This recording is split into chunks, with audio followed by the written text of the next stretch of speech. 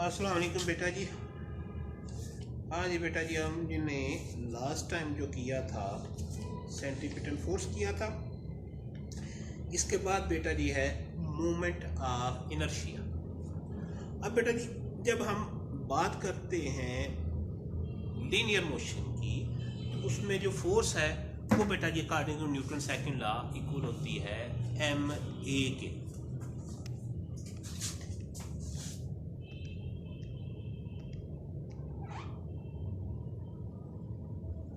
ठीक है जी।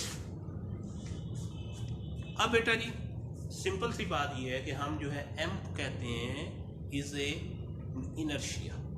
ये मैस है, इसको बेटा जी हम नाम देते हैं इनर्शिया का नाम देते हैं। अब हमारे पास क्या आ गई है सर्कुलर मोशन। तो जारी बात है उसमें भी इनर्शिया होगा, जारी बात है बॉडी मूव करेगी लेकिन इन द सर्कुलर पाथ। तो वहाँ पे बेटा जी एक नई टर्म आती है जिसको हम नाम देते हैं movement of inertia. Movement of inertia से मतलब ये होगा कि आपकी बॉडी सर्कुलर पाथ में मूव कर रही है। अब वहाँ पे उसका जो इनर्शिया होगा उसको बेटा जी हम नाम देते हैं मूवमेंट ऑफ इनर्शिया का नाम देते हैं।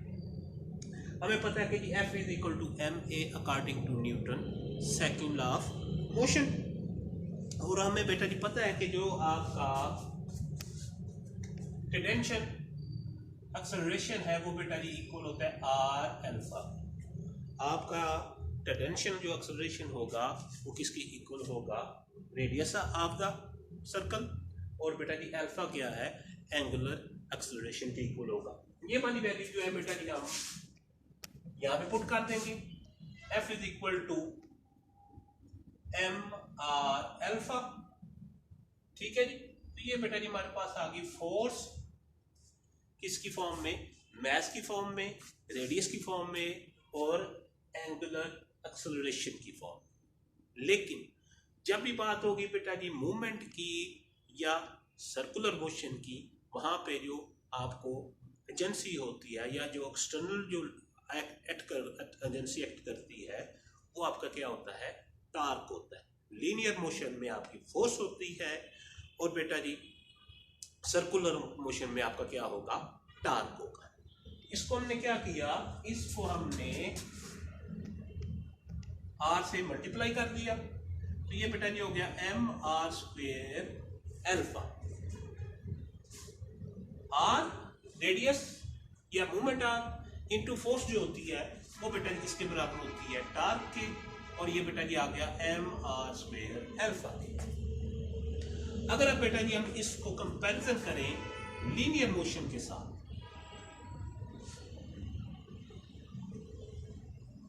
तो लीनियर मोशन में क्या है, आपकी मैस है और आपका क्या है, लीनियर एक्सेलरेशन है।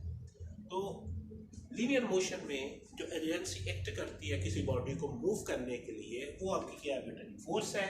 और एंगुलर मोशन में वो जो एजेंसी जो है बेटा किसी बॉडी पर एक्ट करती है उसको मूव कराने के लिए या उसमें एंगुलर डिस्प्लेसमेंट लाने के लिए वो आपका क्या है बेटा जी, टार्क है।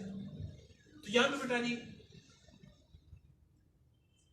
एक्सेलरेशन, लीनियर एक्सेलरेशन और एंगुलर एक्सेलरेशन ये तो दोनों आपस में एक जैसे। अब बेटा जी ये क्या है, आपका इनर्शिया। और ये जो टर्म है जिसमें रेडियस आपका एक्स्ट्रा, रेडियस का स्क्वायर एक्स्ट्रा आ रहा है, इसको बेटा जी हम नाम देते हैं मूवमेंट ऑफ इनर्शिया का नाम देते हैं। मूवमेंट ऑफ इनर्शिया बॉडी की वो प्रॉपर्टी है जिसकी वजह से वो आपकी जो सर्कुलर मोशन है उसको बेटा जी रेजिस्ट करता है।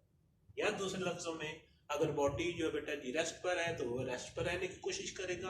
अगर बेटा जी वो यूनिफॉर्म एंगुलर वेलोसिटी के साथ मूव करना चाहता है तो बेटा जी वो यूनिफॉर्म एंगुलर वेलोसिटी के साथ मूव करेगा अनटिल अनलेस कोई बाहर से जो एक्सटर्नल एजेंसी है वो एक्ट ना करे। वो एक्सटर्नल एजेंसी किसकी फॉर्म में होगी, टॉर्क की फॉर्म में होगी। ये बात आपने याद रखनी है। एंगुलर मोशन है तो एक्सटर्नल जो एजेंसी है वो आपकी टॉर्क है।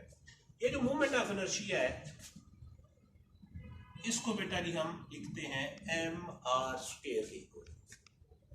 तो एम जो है बेटा जी आपकी मैस है, आर क्या होगा बेटा जी रेडियस ऑफ द सर्कल, जो बेटा जी वो बॉडी जो है वो सर्कुलर मोशन में जो है वो मूव कर रही है। तो आपका जो मोमेंट ऑफ इनर्शिया जो होगा वो बेटा जी इक्वल होगा mr² के इक्वल होगा। अब वो कहता है कि एक हमारे पास बॉडी है, सॉलिड बॉडी है।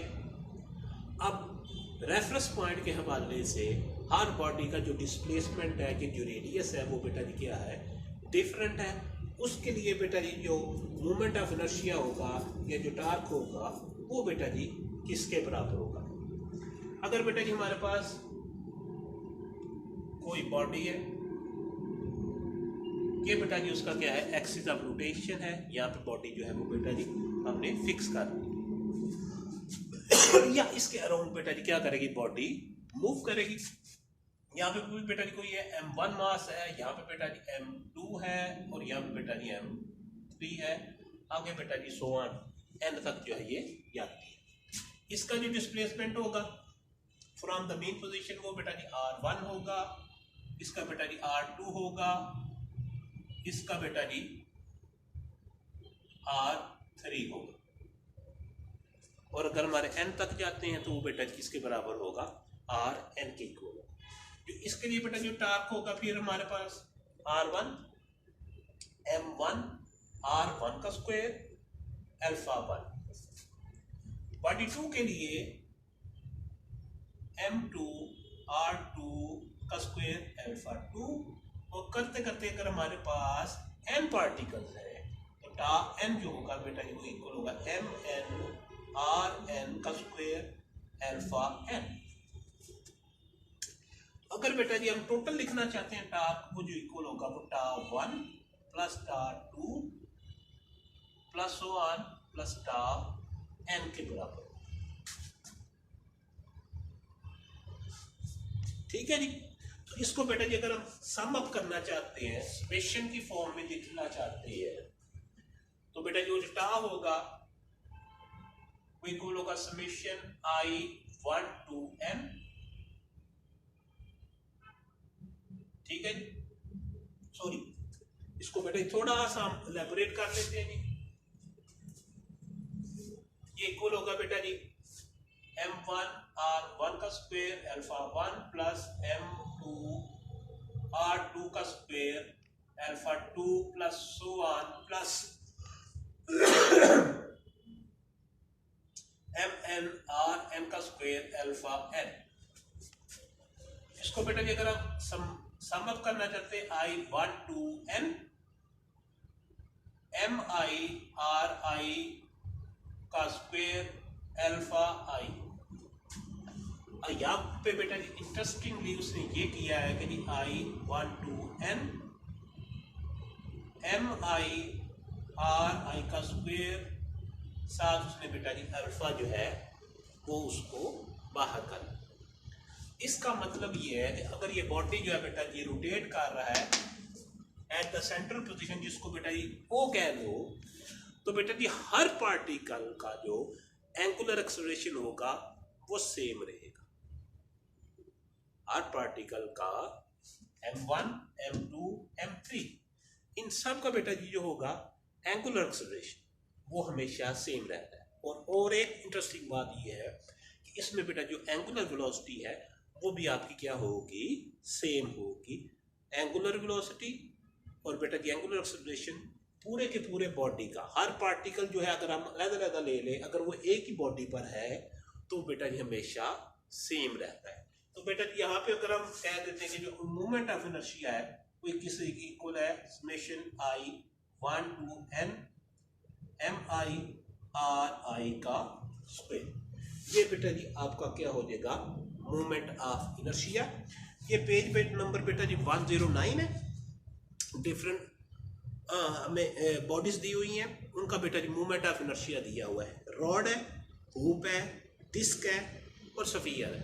ये बेटा जी आपको वैल्यूज जो हैं ये आपने याद रखनी है। मोमेंट ऑफ इनर्शिया की वैल्यूज जो हैं वो आपने लाजमी याद रखनी है, आपको ये आनी चाहिए।